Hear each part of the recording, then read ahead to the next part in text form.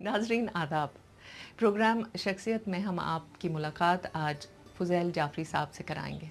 Indian सब continent के मशहूर नक्काद और सहाफ़ी।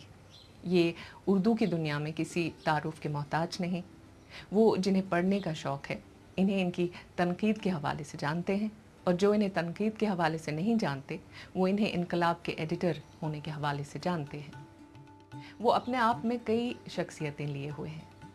काफ़ी अरसे तक उन्होंने औरंगाबाद गवर्नमेंट कॉलेज में और फिर बुरहानी कॉलेज में टीचिंग के साथ वाबस्ता रहे। फिर उन्होंने कई मज़ामीन लिखे, किताबें लिखीं, इजहार नामी एक रिसाले को तरतीब देते रहे और फिर सहाफ़त की तरफ रुख किया। आइए आपको मिलवाते हैं जाफ़री साहब से। जाफ़री साहब, अपने नाज़रीन की तरफ से मैं अपने प्रोग्राम में आपका इस्तकबाल करती हूँ। मैं आपका और दूरदर्शन का शुक्रगुजार हूँ कि आपने ये ज़हमत उठाई मुझसे बात करने की। अपनी ये गुफ्तगू हम लोग तनकीद और अदब से शुरू करते हैं। सर, जो तनकीद निगार हैं, जी। उन्होंने सब ने अपने अपने अलग हलके बनाए हुए हैं, उनके अपने अपने पसंदीदा राइटर्स हैं। अदब पर इसका क्या इम्पैक्ट पड़ता है? भाई, जहाँ तक हल्कों का सवाल है उसे मैं एक्सेप्ट नहीं करता या कबूल नहीं करता। ये एक फ़र्ज़ी बात है या हवा खड़ा किया गया है कि फ़लाँ साहब का एक ग्रुप है, फ़लाँ साहब का एक ग्रुप है। जी। बात ये है कि हमारे यहाँ दो तीन लोग ऐसे हैं जो नक्काद हैं, जो या तो हमेशा बड़े बड़े सरकारी ओहदों पर रहे हैं और या जिनके हाथों में बड़े बड़े सरकारी और नीम सरकारी अदारे रहे हैं, जिनके पास काफ़ी फंड होता है। तो वो जो हमारे छुटभइये किस्म के अदीब और शायर हैं, जो दरअसल non writers and non poets हैं, वो इन लोगों के साथ लग जाते हैं। मैं उसे उनका हल्का नहीं समझता, मैं तो किसी हल्के में शामिल नहीं हूँ। जी। अदब पर इसका नुकसान यकीनन हो रहा है, क्योंकि वो लोग जो ज़रा मशहूर, ज़्यादा मशहूर हो गए हैं, अगरचे कि मैं किसी को भी ये नहीं कहता कि फ़लाँ साहब इस वक्त उर्दू के सबसे बड़े नक्काद हैं या ढेका साहब ने उर्दू में बहुत बड़ा तीर मार लिया है। जब आप बैनुल अक़वामी सतह पर बड़े बड़े नक्कादों से, एलियट और रिचर्ड्स और जॉन क्रो रैनसम वगैरह से इनका मुकाबला कीजिए, बिल्कुल बौने नज़र आते हैं। लेकिन ये अपने पसंदीदा शायर की इस्तिलाह इस्तेमाल करना मुनासिब नहीं है, बल्कि अपने खुशामदी टट्टुओं के की शेरी मजमुओं पर पेश लफ्ज़ लिखते हैं, उनकी तारीफ में ज़मीन और आसमान के कुलाबे मिला देते हैं। इस तरह से अदब का मयार यकीनन गिरता जा रहा है। कारी जो है इन चीज़ों से न तो कुछ समझ पाता है और न उसे ये चीज़ें पसंद आती हैं। यूँ आप कह सकती हैं कि ये जो अदब में थोड़ी बहुत गिरोहबाजी नज़र आती है। ऐसे भी देखिए, कोई भी नक्काद, बड़े से बड़ा नक्काद हो, वो तमाम अच्छे अदीबों और शायरों का अहाता नहीं कर सकता एक ही वक्त में। जी। इसीलिए हमारे यहाँ मगरिब में बाज़ नक्कादों ने, मसलन एफ़.आर. लीविस ने, उन्होंने शायरी की तनकीद नहीं की, सिर्फ फिक्शन को अपना मौजू बनाया, और फिक्शन में भी ख़ास तौर से D.H. लॉरेंस को अपना मौजू बनाया। हमारे यहाँ ऐसा है कि चौतरफा हाथ चलता है। उनकी महारत हो गई। हाँ, एक स्पेसिफिक, वो लिसानियात पे भी लिखते हैं, सिमेंटिक्स पे भी लिखते हैं, तनकीद पे भी लिखते हैं, अफसाना निगारी पर भी लिखते हैं, नावल पे भी लिखते हैं, और पुराने दास्तानों पे लिखते हैं, मसनवियों पे लिखते हैं। तो जाहिर है कि कोई भी एक आदमी अगर मुख्तलिफ मैदानों, 10 मुख्तलिफ मैदानों में तबाह आजमाई करता है, तो उसे भी नुकसान पहुंचता है कि आखिरकार आपकी कोई ऐसी शिनाख्त नहीं बन पाती, क्योंकि ये ज़माना भी स्पेशलाइजेशन का है। जी बिल्कुल। अब आप किसी ENT के पास जाइए, आपकी नाक में तकलीफ है तो दाहिने नाक का अलग स्पेशलिस्ट होता है, बाएं का अलग डॉक्टर होता है, दाएं कान का अलग स्पेशलिस्ट होगा, बाएं का अलग होगा। तो जो लोग نقاد ہیں اس میں، 2-4 بڑے نقاد ہیں. اب اس لیے بڑے کیا، بہرحال ہمارے یہاں نام لینا اس لیے مناسب نہیں ہے کہ ایک آدمی کا نام لیجئے تو 10 دوسرے آدمیوں سے دشمنی مول لیجئے. جی. اور ہمارے یہاں اردو میں دشمنی بھی تاحیات چلتی ہے. جی. اس لیے اس پروگرام میں تو اپنے مضامین میں نام لیتا ہوں، لیکن اس پروگرام میں مناسب نہیں ہے کہ اسے متنازع بنایا جائے. جی. اور میں کسی کا نام لے کر برا بھلا کہوں. یہ مختصراً عرض کر دیا کہ بھئی اردو ادب پہ اس قسم کی چھوٹی موٹی گروہ بندیوں کے کیا اثرات مرتب ہو رہے ہیں. ادب پہ ہوتے ہیں. اور گروہ بندیوں کی وجہ میں نے بتا دی کہ وہ لوگوں کے گروہ ہیں جن کے ہاتھ میں کچھ طاقت ہے. جی. یا تو وہ کسی بڑے عہدے پر ہیں، سرفراز ہیں، یا تو بڑے بڑے اداروں سے وابستہ ہیں جہاں کروڑوں روپے کا فنڈ مرکزی حکومت ہر سال دیتی ہے. جی. تو کچھ لوگ ان کے ساتھ لگ جاتے ہیں. مگر میں نے جیسا عرض کیا کہ بھئی میں یہ بہت ہی معمولی ٹیلنٹس، اور کبھی کبھی ان کو میڈیوکر بھی نہیں کہا جا سکتا، کیونکہ میڈیوکر کی بھی اپنی ایک حیثیت ہوتی ہے. تو آپ یہ لفظ بھی ان کے لیے استعمال نہیں کرنا مطلب اس سے چھوٹی حیثیت ہے ان لوگوں کی جو خوشامدی ٹٹو ہیں جنہیں میں کہتا ہوں.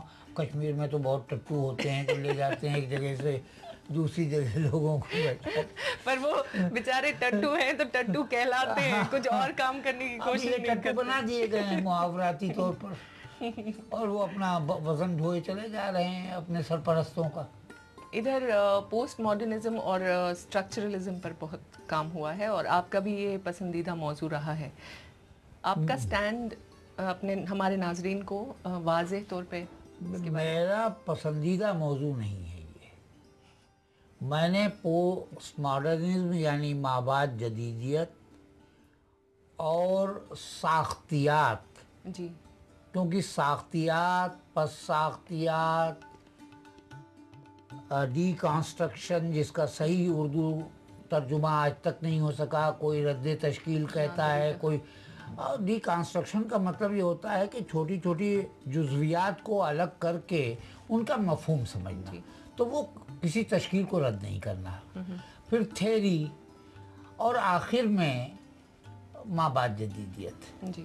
تو ساختیات ام الخبائث ہے. میں ان تمام نظریات کے اس لیے خلاف ہوں کہ یہ ایک مخصوص ذہنیت کی پیداوار ہے. جی. آپ کی خدمت میں عرض کر دوں اور ناظرین کو بھی بتا دوں کہ بھئی 1960 کی دہائی میں اور آخر تک فرانس کے ثقافتی، ادبی، سماجی ماحول پر ژان پال سارتر کا قبضہ تھا. یوں کہیے کہ وہ بے تاج بادشاہ تھا. اب یہ ساختیاتی عاملوں کو یہ بات پسند نہیں آئی. انہوں نے سوچا کہ بھئی کچھ ایسا کرنا چاہیے کہ ساتھ کی اہمیت کم ہو جائے.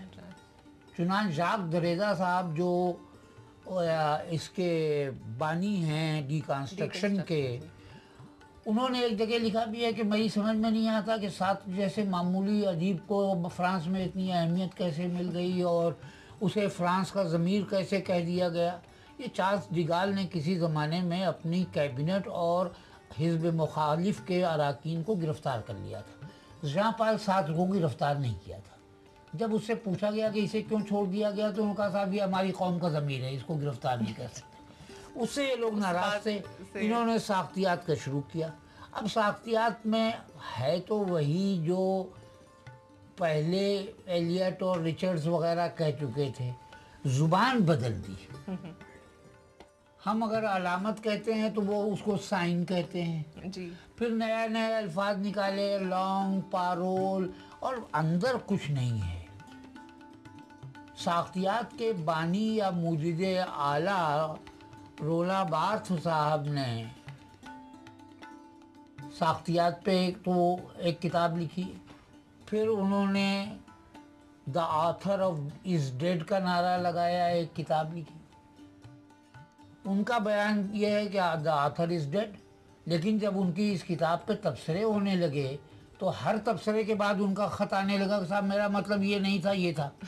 بھئی تو کیا آپ قبر سے توڑ کر نکل آئے اور وہاں تو پکی خبریں بنتی ہیں. कच्ची खबर का भी मामला नहीं है। तो where is the author dead? It means that author is very much alive. आप सिर्फ एक आपका परसोना है कि द ऑथर इज डेड, आपने एक नावल और एक किताब लिख दी। वो कहते हैं मैं नक्काद नहीं हूँ, और उनके मानने वाले हिंदुस्तान में हैं, जो बहुत बड़े एक साहब हैं, साख्तियात वगैरह वगैरह के सबसे बड़े अलंबरदार बनते हैं। उन्होंने लिखा है कि साहब साख्तियात एक फ़लसफ़ा था। तो रोना बार्थ ने एक किताब पर बाल्ज़क के एक नावलेट जो 30 सफ़े का सिर्फ नावलेट है, उसका नाम है सिज़ारिन, उस पर इन्होंने 300 सफ़े की किताब लिख दी। भाई आप नक्काद नहीं तो आप तो तनकीद कर रहे हैं।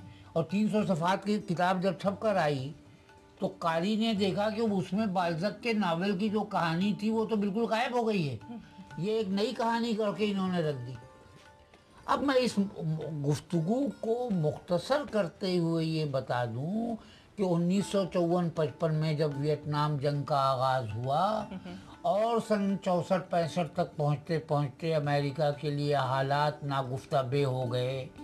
यूनिवर्सिटियों और कॉलेजों के तलबा और असातिज़ा कैंपस से बाहर निकलकर हुकूमत के ख़िलाफ़ नारे लगाने लगे। तब उसने पाल दी मान नाम के एक नज़रिया साज को, जो माबाद जदीदियत के बाबा आदम कहलाते हैं और जिनके बारे में बाद में पता चला कि वो तो नाजी एजेंट थे, उनको बुलाया कि भाई इसको क्या किया जाए।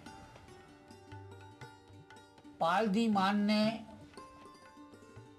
हेनरी फोर्ड द सेकेंड से कांटेक्ट किया कि भाई कुछ कीजिए। हेनरी फोर्ड दोयम की मदद से, माली मदद से, हॉपकिंस यूनिवर्सिटी अमेरिका में एक बड़ा सेमिनार हुआ जिसमें ये इस पूरी मंडली को बुलाया गया। मतलब ये था कि भाई ऐसे मज़ामीन पढ़े जाएं और ऐसे नज़रियात पेश किए जाएं कि अमेरिका का इंटेलेक्चुअल तबका, दानिश्वर तबका उन मबाहिस में उलझ कर रह जाए और अदब से दूर हो जाए। उसके बाद एक हद तक वो बात चली, लेकिन अदब पर इसका इतलाक नहीं हो सका। न ही माबाद जदीद, कहने को तो माबाद जदीद फिक्शन लिखा गया। मिसाल के तौर पर एक सबसे ज़्यादा मशहूर नावल थॉमस पिंचन का है, माबाद जदीद नावल, जिसका नाम है ग्रेविटीज रेनबो। नावल का नाम है ग्रेविटीज रेनबो। अब वो नावल है दूसरी जंग अजीम के पस मंज़र में। जी। आपको ये सुन के हैरत होगी कि दूसरी जंग अजीम के पस मंज़र में लिखे जाने वाले नावल में शुरू से आखिर तक हिटलर का कोई जिक्र नहीं है। अच्छा। और बाद में आप फरमाते हैं, लुब्बे लुबाब ये है कि ये तो टेक्नोलॉजिकल जंग थी, ये इस जंग में फरिश्तों का हाथ था। अच्छा। अब चाहे आप सर अपना पीटें या कुछ भी, या अज़राए नफासत ना पीटें, मगर और क्या किया जा सकता है कि फरिश्तों का हाथ दिखा रहे हैं। और फिर बाद में ये भी कहा कि साहब वो तो हॉलोकॉस्ट कभी हुआ ही नहीं, यहूदियों को कभी मारा ही नहीं गया, यह गलत अफवाह है। गलत अफवाह है। अफवाह तो गलत होती ही है, माफ कीजिएगा, लेकिन ये अफवाह है, गलत का लफ्ज़ इसके साथ मुनासिब नहीं है इस्तेमाल करना, अफवाह गलत होती ही है। जी। इसी तरह एक साहब और बहुत बड़े हैं, वो अफसाना निगार हैं। उनका एक मशहूर अफसाना है, उनका नाम इस वक्त मैं भूल रहा हूँ। मशहूर अफसाना, सबसे मशहूर माबाद जदीद अफसाना है जिसका उन्वान है द बलून। उसका किस्सा ये है कि एक ऐसा बलून बनाया एक शख्स ने अमेरिका में कि उससे बड़ा बलून आज तक नहीं बना था। उसमें गैस भरी गई और मैनहट्टन में उसे हवा में छोड़ दिया गया। अब मैनहट्टन तो न्यूयॉर्क के करीब एक छोटा सा कस्बा समझिए जी। तमाम आबादी इकट्ठा हो गई, वो देख रही है कि वो उड़ता चला जा रहा है, उड़ता चला जा रहा है। आखिर में अफसाना ख़त्म इस तरह होता है कि बलून यानी गुब्बारा फट जाता है जी और तमाम लोग अपने अपने घरों को सोगवार होकर चले चले जाते हैं। जाते हैं। इसकी कोई माबाद जदीद तशरीह आज तक नहीं कर सका, मगर मैं जिसका छोटा मोटा ताल्लुक़ जदीदियत से रहा है, मैं इसकी अलामती तशरीह कर सकता हूँ। मैं ये कह सकता हूँ कि वो गुब्बारा दरअसल अमरीकी मईशत का सिंबल था, की अलामत थी, जो बिलाखिर फट गया और सारी दुनिया ने देखा कि क्या हुआ और क्या हो रहा है। माबाद जदीद नक्काद तो इसकी तशरीह नहीं कर सके, मगर मैं कहता हूँ कि भाई मैं अलामती तशरीह कर सकता हूँ इसकी जदीदियत के एतबार से। सब साफ हो गया। तो माबाद जदीदियत में, और यहाँ हिंदुस्तान में भी जो कुछ लोगों ने कोशिश की है। अब आप जब कहेंगे कि आलिफ लैला की कहानियाँ भी माबाद जदीद हैं, कृष्णचंद्र के नावल भी माबाद जदीद हैं, कैफी आज़मी की नज़्म औरत माबाद जदीद है क्योंकि उन्होंने औरत को के मर्तबे को उठाने की कोशिश की है। सरदार जाफरी की नज़्म निवाला माबाद जदीद है इसलिए कि उन्होंने मासूम नस्ल का नौहा पढ़ा है। भाई तो आप तरक्की पसंदों से भी उनका क्रेडिट छीन रहे हैं। वो बेचारों ने ज़िंदगी भर झक मारी, अब आप उनको भी, कृष्णचंद को भी माबाद जदीद कह रहे हैं, जाफरी को, कैफी को, काजी अब्दुल सत्तार को, हत्ता के कुर्रतुल ऐन हैदर के सारे नावलों को एक साहब ने माबाद जदीद नावल कहा है और उन साहब को 2007 का साहित्य अकादमी इनाम भी मिला है। ये उनकी काबिलियत है। तो माबाद जदीदियत का ये मामला है। कोई और अगर सवाल आप करना चाहें जी, मैं जदीदियत तो वो पूछिए। का आपने जिक्र किया, उसके तो आप अलमबरदार रहे हैं। बर्दार क्या रहे हैं, बहरहाल वही हम भी थे 5वें सवारों में, हम भी शामिल हो गए उसमें। बताइए। पर रेट्रोस्पेक्ट में अब अगर आप जदीदियत और ये जो प्रोग्रेसिव तहरीक रही, उन दो को अगर रेट्रोस्पेक्ट में कंपेयर करते हैं तो किसे ज़्यादा मजबूत पाते हैं? भाई मैं तो समझता हूँ इन रेट्रोस्पेक्ट अगर आप पहले मुँह के देखें तो तरक्की पसंद तहरीक ही ज़्यादा मजबूत थी, और ये बात बिल्कुल गलत है। इस मौके से फ़ायदा उठाते हुए जो लोग भी देख रहे हैं इस प्रोग्राम को, उनको मैं बताना चाहता हूँ कि ये कहना बिल्कुल गलत है कि जदीदियत तरक्की पसंदी का रद्द अमल थी। जदीदियत पे इल्ज़ाम लगाया गया कि साहब इसमें मायूसी है, यासियत पसंद ये लोग हैं, ये अपने आप में दरूबीनी से काम ले रहे हैं। ऐसे लोग बदकिस्मती से हमारे यहाँ मौजूद हैं जो दरअसल इस मुल्क में रहने के काबिल नहीं है। इनको अपनी तारीख़ी से नहीं, अपनी हालिया तारीख़ से वाक़फ़ियत नहीं है। आप सोचिए कि 1960 से 1970 की दहाई का ज़माना जदीदियत की तरक्की का ज़माना था, और वो कौन सा दौर था? सन 61 या गालिबन सन 61 में चू एन लाई आए। जवाहरलाल नेहरू ने उनका हाथ पकड़ के ऊपर उठाया और हिंदी चीनी भाई भारा लगाया। दिसंबर 1962 में चीन ने हमला कर दिया और बहुत नुकसान पहुंचाया हमको, क्योंकि वो लोग पहाड़ों के ऊपर थे, हमारी फौजें नीचे थीं और नीचे से जा रही थी। जवाहरलाल नेहरू जैसा अजीम मुदब्बिर, सियासतदां, मुसन्निफ, तारीख दां बिल्कुल टूट कर रह गया। वो खुद सोचने लगे, उनका जो नेहरूवियन सोशलिज्म का ख्वाब था वो बिखर गया, जो उन्होंने पंचशील का प्रोग्राम बनाया था वो बिखर गया। अब इन हालात में पंडित नेहरू का क्या हाल हुआ आप देखिए कि चंद महीनों के अंदर उनके ऊपर फालिज का अटैक हुआ जी। और अभी जंग को उन्होंने सारे अपने पब्लिक इंगेजमेंट या तो बिल्कुल नहीं करते थे या बहुत कम करते थे। उसके बाद अभी 2 साल भी जंग को पूरे नहीं हुए थे कि 27 मई 1964 को उनका इंतकाल हो गया जी। इतना ज़बरदस्त असर पड़ा।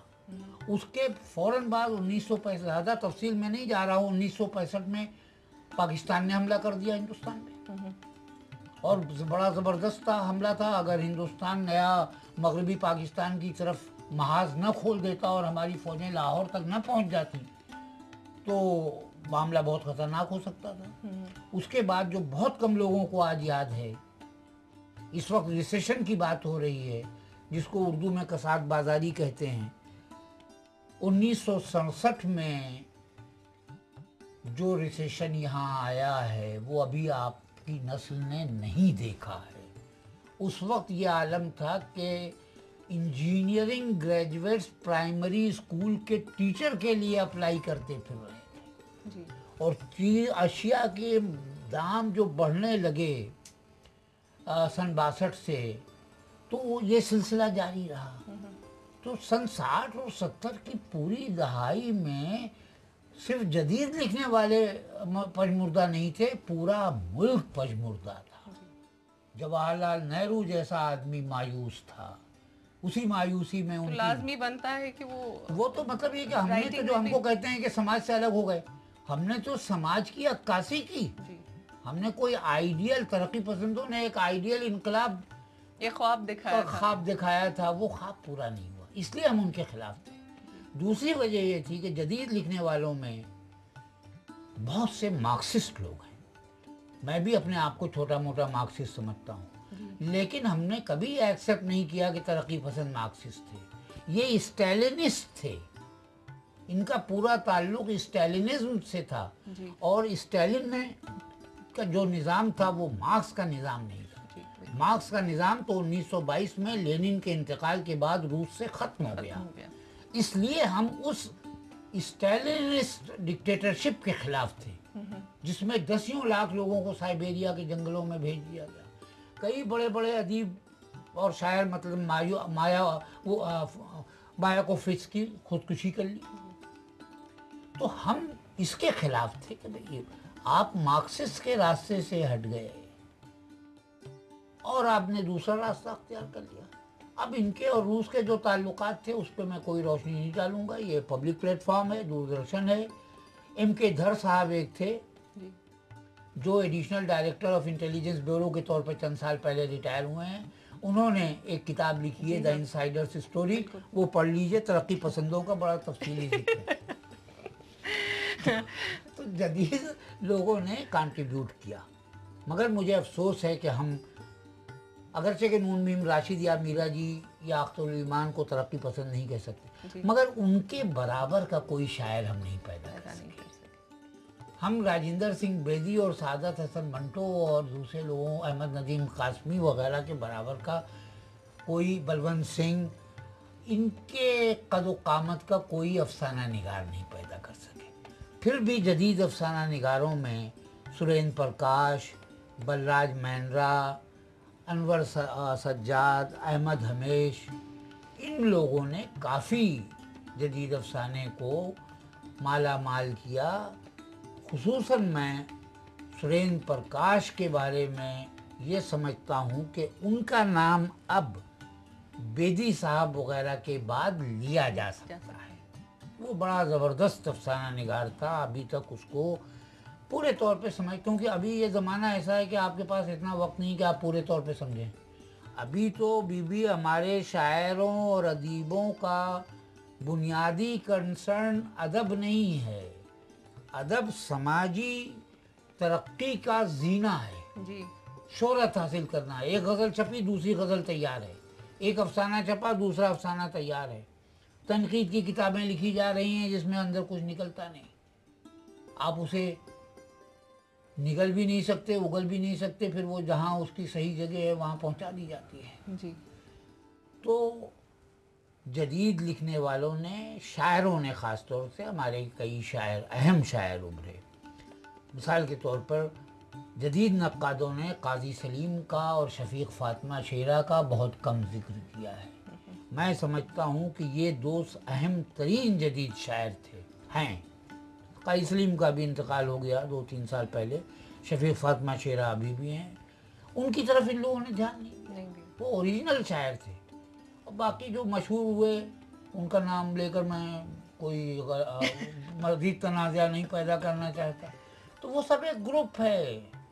ख़ास तौर से मैं तो इलाहाबाद का रहने वाला हूँ जी, मगर मैं इसे कबूल करता हूँ। शुमाली हिंदुस्तान के जो बड़े बड़े मरकज़ हैं वो बस देखते हैं कि साहब अलीगढ़ में कौन क्या लिख रहा है, इलाहाबाद में कौन क्या लिख रहा है, दिल्ली में क्या लिख रहा है, और मेरठ और गाज़ीपुर में क्या हो रहा है। उनको ख़बर ही नहीं कि भाई बम्बई में अब क्या हो रहा है। जब बेदी साहब वगैरह ज़िंदा थे यहाँ तो बहुत बड़े बड़े अफसाना निगार और शायर यहाँ रहते थे, हमारी जवानी के ज़माने में, बल्कि अधेड़ उम्र तक।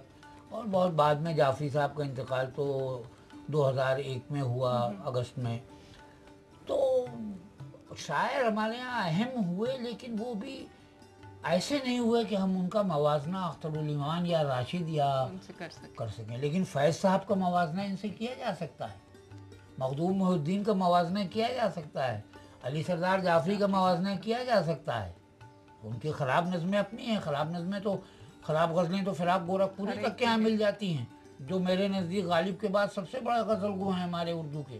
فراق صاحب اردو کے سب سے بڑے غزل گو ہیں مرزا غالب کے بعد.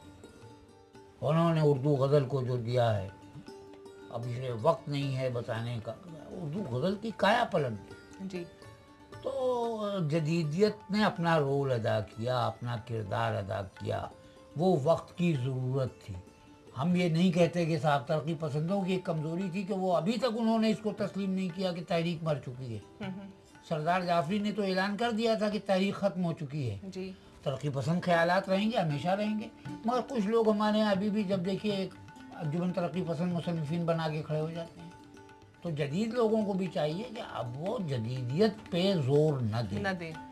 ہمارا فرض, مجھے بڑا افسوس ہوتا ہے یہ دیکھ کر کے نئے لکھنے والوں میں ایسے لوگ پیدا نہیں ہوئے جو ہمیں چیلنج کریں اور کہیں کہ دیکھیے صاحب یہ ہم نئی چیز لکھ رہے ہیں.